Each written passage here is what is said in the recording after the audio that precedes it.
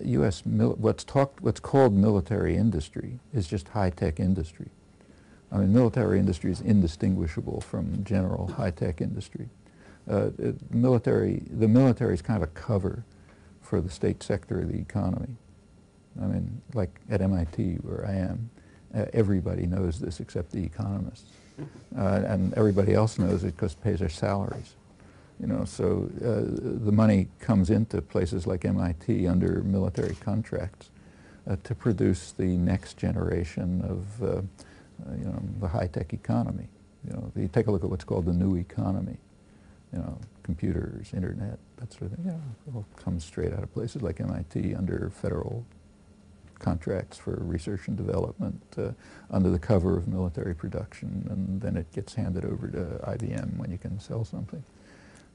So like, you know, my wife, for example, in the 1950s was a programmer at a military lab at MIT, which Lincoln Laboratories. And it was supposed to be top secret and everything, except everybody knew exactly what was going on because it's all totally open. And the people flowing up. I was in the electronics lab at MIT, and under 100% military contracts also, and it was perfectly clear. They were working on what they called an air defense system, so she was programming for an air defense system, which is a total joke. You know, I mean, everybody knew it couldn't defend anyone against a First World War bomber piloted by Snoopy or something like that. And besides, nobody cared about bombers anymore because they were going on to intercontinental missiles. But what they were actually doing was developing computers. I mean, in those days, in the 1950s, a computer would have filled, a single computer, this entire building with the vacuum tubes blowing up all the time and paper going all over the place. And, you know, it's just unwieldy. And by the end of the decade, around 1960, they had succeeded in reducing a computer to a mainframe, like, you know, half the size of this room. At that point, you could start selling them. So the head of the project pulled off and founded the first mainframe firm, DEC. Meanwhile, IBM had been ripping off the research at MIT and Harvard on government contracts, and they were kind of figuring out how to make smaller computers too, and then they went on through the early 90s developing computers under government contract for either the Pentagon or the National Security Administration and so on, and finally they got to the point where they could sell them, and then you have computers. Same with the internet. 30 years it was in the government system. Started at places like MIT, and the same with everything else. You go across the board. Now, if you take a look at MIT now, where I am, the surrounding area used to have small electronics firms. Now it has small biotech firms. The reason is because the next cutting edge of the economy is going to be biology-based. So funding from the government for biology-based research is vastly increasing. And if you want to have a small startup company that'll make a huge amount of money when somebody buys it someday, you do it in genetic engineering or biotechnology and so on, and ultimately it'll make profits for somebody. And that's military industry. So yes, military industry wants it, but so does industry, because it's the same thing. You know, they're just one component of it.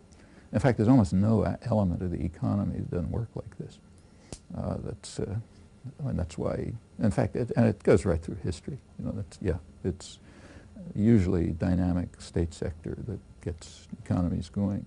So military industry wants it, and not only for this reason, but you know, they want.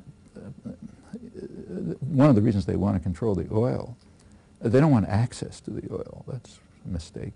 It's commonly discussed, but the U.S. doesn't even care about access to the oil. They expect to use Atlantic Basin sources, which are much more reliable, you know, like West Africa and Venezuela and so on. But they want to control it, and you control it because, first of all, the profits flow back, and they flow in a lot of ways. I mean, it's not just oil company profits; it's also military sales. So the biggest purchaser of arms, of U.S. arms at least, probably British. I mean, it's either Saudi Arabia or the United Arab Emirates. It's one of the rich oil producers. They draw most of the arms, and that's profits for high-tech industry in Britain and the United States. or just money goes right back to the U.S. Treasury and Treasury securities. And in various ways, this helps prop up the primarily British and U.S. economies. In Britain, it was dramatic. I mean, in Britain, I don't know if you ever looked at the records, but probably have. But in 1958, when Iraq broke the Anglo-American condominium on oil production, they pulled out of the system, Britain went totally crazy. I mean, Selwyn Lloyd, who was then Foreign Secretary, flew to Washington, and these are out in both the British and American records, and they discussed what to do to prevent. See, the British at that time maybe still were very reliant on Kuwaiti profits. The Kuwaiti Investment Corporation was in London, meaning under British control, and Britain was getting, you needed the petrodollars for supporting the British economy, and it looked as if what happened in Iraq might spread to Kuwait. So at that point, Britain and the U.S. decided to grant Kuwait nominal independence. Up till then, it was just a colony. And they said, okay, you can run your own post office and pretend you have a flag and that sort of thing. But of course, Britain will run it. And they said, Lloyd said, if anything goes wrong with this, we will ruthlessly intervene to ensure maintaining control. And the U.S. agreed and said, yeah, they do the same thing in Saudi Arabia and the Emirates. But that's control, that's not access. I mean, at that time, North America was the biggest producer in the world. They didn't use one drop of Saudi oil.